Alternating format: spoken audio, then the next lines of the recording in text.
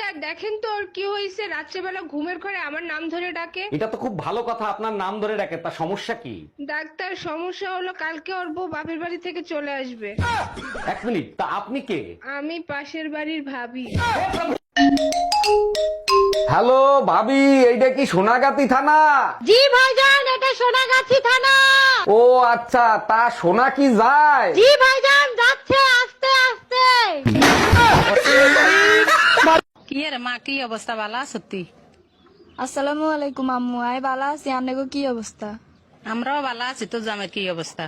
আন্নাগো জামের কথা আর কইয়েন না, মাসে 18,000 টাকা বেতন হয়। প্রথম মাসে বেতন হাইবে লগে লগে এগুলো আর কাছে লই রাখছি। এক কারে বুদ্ধিমানের কাম করছ।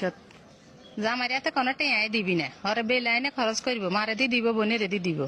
চিন্তা করি না, আন্নাগো সংসারও আই চালাম, ইয়েন্তুন হইতো মাসে 5,000 করে আন্নাগুলো হারাই দিম, আর বাকি গুণ আই খরচ করুম। জামাই অফিসে যাইতে গাড়ি ভাড়া গুনো তুই হিসাব করে দিস। বেশি দিলে বেশি খরচ করিয়ে লাগবো। আর কিছু শিখে দেন লাগবো নাকি? মানের বুদ্ধির কারণে তো জামাই আর রাতের মুডে আছে। আর হন, যে কোনো পরামর্শ লাগবে আত্মন নিস। ঠিক আছে মা, রাখি। আর কোনো বালা বুদ্ধি লাগলে আর নতুন পরামর্শ লো, মানের হরে ফোন দিম। ভাইজান, আপনার বউ তো দেখলাম অনেক সুন্দর, উনি কি চাকরি করে নাকি? আর বললেন না, ওই চাকরিতেই আমার সর্বনাশ করে ফেলাইছে। বলেন কি, চাকরি করা তো ভালো, চাকরিতে কিভাবে সর্বনাশ করলো? নার্সের চাকরি করে, সিস্টার বলে না ডাকলে সে আমার কোনো কথাই শোনে না। এই, এতক্ষণ কই ছিলে তুমি? তোমার খালুর সাথে কথা বলতে যাই দেরি হয়েছে। আমার খালু মারা গেছে, 10 বছর হয়ে গেছে, তারে পাইলো কই? আসার সময় তোমার খালুর কবরের সামনে বসে জিজ্ঞেস করলাম, খালু আপনিই শান্তিতে আছেন? তারপর খালু বলল, শান্তিতে থাকবো না, কারণ ময়ূরের জায়গা দখল করছি।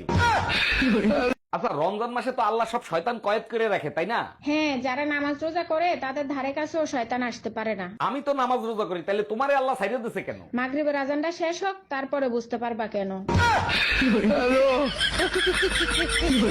জানো, রমজান মাসে রোজা রেখে দোয়া করলে দোয়া কবুল হয়। আরে জানি তো, তার জন্যই তো আমি সব সময় বেশি বেশি করে দোয়া করি। সত্যি তোমার মতো বউ পেয়ে আমি ধন্য। তা কি দোয়া করো? হে আল্লাহ, জামাই পিঠা সোজা করতে পারবো, শুধু শ্বশুর বাড়িটা পাল্টায় দাও।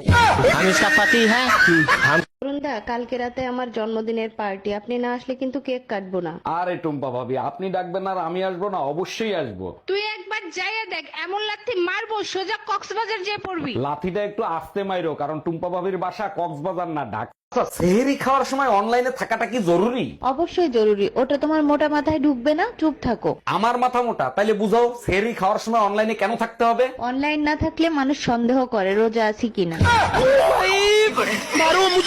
হ্যালো, আমার সোনা বউটা কি করে?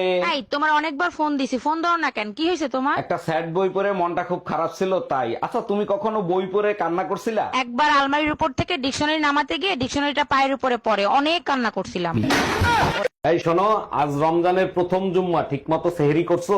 ইনশাআল্লাহ 4টা রুটি, আধা কেজি দুধ, দই চিরা দিয়ে মাত্র সেহরি করলাম। মাশাআল্লাহ, শুনে খুবই ভালো লাগলো। আচ্ছা শোনো না, আজকে ইফতার কয়টায়?